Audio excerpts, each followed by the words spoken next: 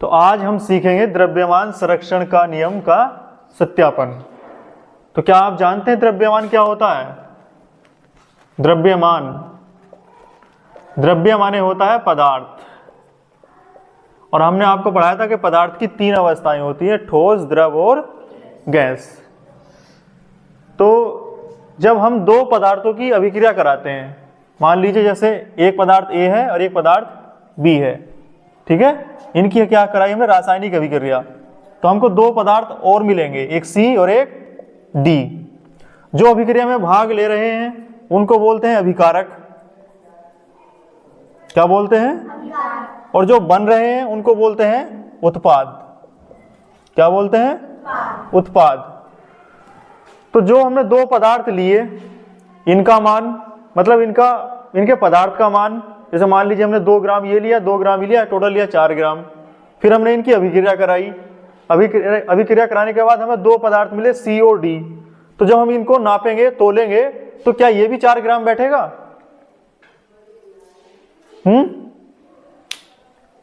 तो द्रव्यमान संरक्षण का नियम मतलब द्रव्यमान किस तरीके से संरक्षित रहता है, इस बात को हम प्रैक्टिकल के माध्यम से सीखेंगे।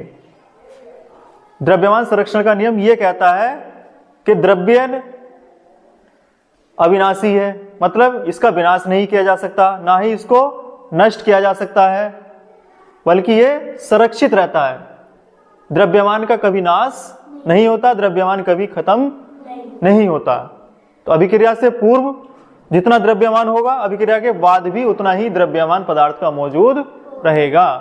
तो आइए इस बात को हम प्रैक्टिकल के माध्यम से सीखते हैं। इसके लिए हम 2 पदार्थ लेंगे, एक बेरियम क्लोराइड और दूसरा सोडियम सल्फेट।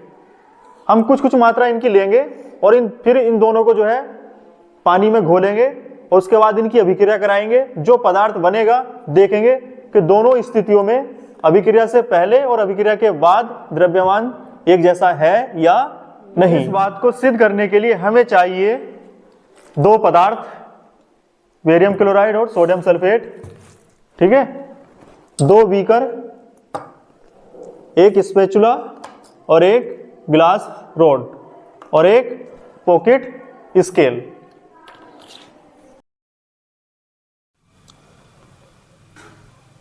तो इसके लिए हमने लिया एक 10 ml का बीकर और इसका हमने अब किया टेयर।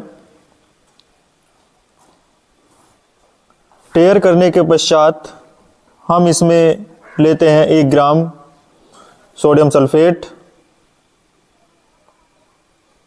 स्पैचुला की मदद से।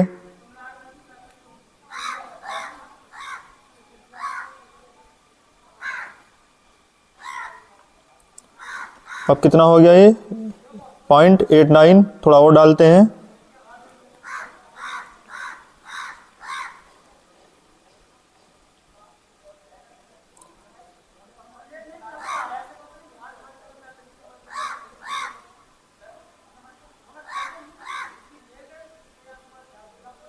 अभी थोड़ा और निकालना पड़ेगा।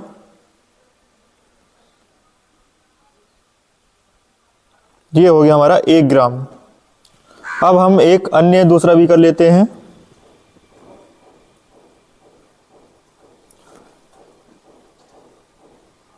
और इसका अब हम टेयर करते हैं। टेयर करने के पश्चात हम इसमें 1 ग्राम बेरियम क्लोराइड लेते हैं स्पैचुला की मदद से।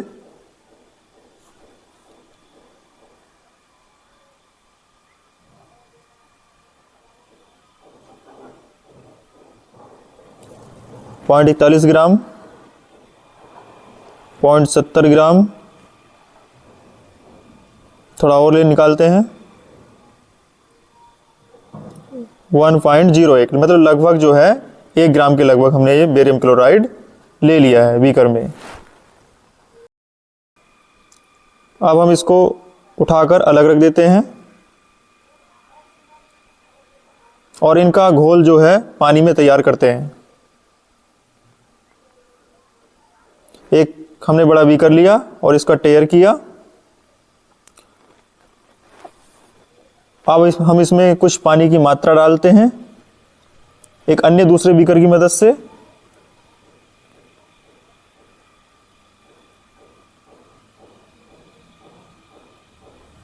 और लगभग 10 ग्राम के लगभग जो है हम पानी लेने का प्रयास करते हैं। थोड़ा पानी हमने ड्रॉपर की मदद से निकाला ताकि 10 ग्राम एग्जैक्ट डिजिट आ जाए।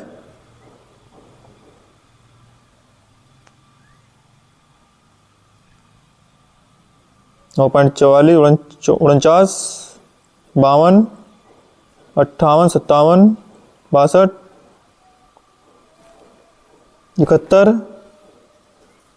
71, 83, 10.01 ग्राम, मतलब लगभग 10 ग्राम, पूरा 10 ग्राम पानी आ चुका है। अब हम क्या करेंगे, इस 10 ग्राम पानी में 1 ग्राम सोडियम सल्फेट मिलाएंगे।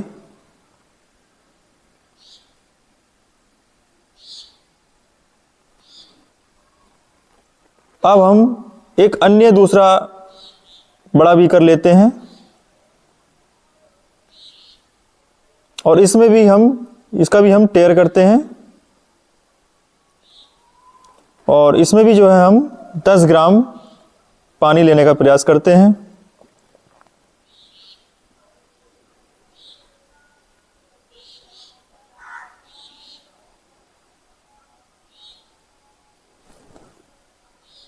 नौ 9.60 ग्राम, थोड़ा पानी और डालेंगे ड्रॉपर की मदद से।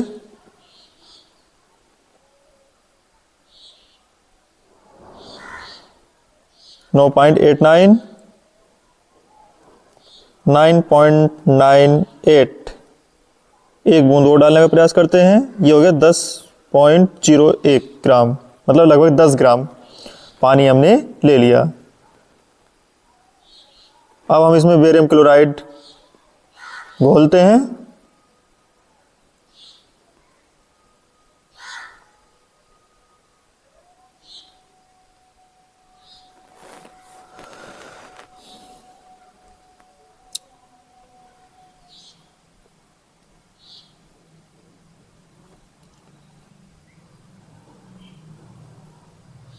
घोलने के पश्चात अब हम क्या करेंगे, एक अन्य बीकर लेंगे और इस अन्य बीकर में इस अन्य बीकर का हम टायर करेंगे और इसमें जो हमारा पहला विलयन तैयार हो चुका था उसको डालते हैं। इस प्रकार डालेंगे ताकि कोई भी कण जो है बीकर पर चिपका हुआ ना रह जाए। अब हम अपना दूसरा विलयन जो कि तैयार कर रहे हैं उसको डालने का प्रयास करते हैं। आप देखेंगे कि डालने पर जो है दोनों सॉल्यूशन जब मिलेंगे, रासायनिक क्रिया करेंगे तो इनका कलर चेंज हो जाएगा। वाइट कलर का जो है हमें सॉल्यूशन प्राप्त हुआ, मतलब इन दोनों के बीच क्या है, अभिक्रिया हो रही है और इस अभिक्रिया में हमें क्या है, वाइट अवक्षेप प्राप्त हुआ। अब हम इन दोनों का वेट देखेंगे पॉकेट स्केल में कि इनका कितना वेट आ रहा है। तो आप देख सकते हैं 21.63 ग्राम डिजिट इसमें शो हो रही है। थोड़ा अंतर इसलिए आ रहा है कि कुछ कण हमारे जो है जिन बीकरों में हमने सॉल्यूशन तैयार किया था उसमें चिपके हुए रह गए। आपने लिया 1 ग्राम बेरियम क्लोराइड और 10 ग्राम पानी, टोटल लिया आपने ये 11 ग्राम। इसी प्रकार 1 ग्राम लिया आपने सोडियम सल्फेट और 10 ग्राम पानी, टोटल हो गया ये 11 ग्राम। तो 11 और 11 हो गए टोटल ये 22 ग्राम आपने लिया अभिक्रिया से पूर्व। और जब आपने अभिक्रिया कराई तो आपको जो है प्राप्त हुआ 21.63 ग्राम पदार्थ। तो आपने देखा कि आपने 22 ग्राम लिया था और 21.63 ग्राम आपको प्राप्त हुआ। कुछ कण जो है हमारे बीकर पर चिपके रह गए, जिसके कारण जो है आपको इस कमी का अनुभव हो रहा है। लेकिन ये लगभग किसके हैं? 22 ग्राम के। तो इससे आपने क्या सीखा कि अभिक्रिया कराने से पूर्व और अभिक्रिया कराने के बाद पदार्थ के द्रव्यमान पर कोई फर्क नहीं पड़ता। पदार्थ का द्रव्यमान जो है वो संरक्षित रहता है। आपको जो ये व्हाइट कलर का अवक्षेप प्राप्त हुआ, पता है ये क्या है? बताओ क्या है? ये है बेरियम सल्फेट। जब हमने सोडियम सल्फेट की अभिक्रिया है ना बेरियम क्लोराइड से, तो आपको प्राप्त हुआ barium sulphate BaSO4 plus 2NaCl। ठीक है, जो आपको भूरा रंग प्राप्त हुआ वो किसका प्राप्त हुआ? बेरियम सल्फेट का।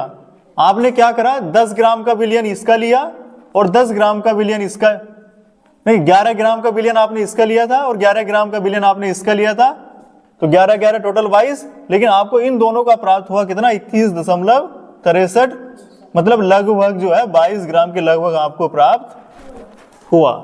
मतलब द्रव्यमान जो है वो सुरक्षित रहता है, द्रव्यमान पर कोई प्रभाव नहीं पड़ता है। द्रव्यमान जितना अभिक्रिया से पूर्व था उतना ही अभिक्रिया के बाद है।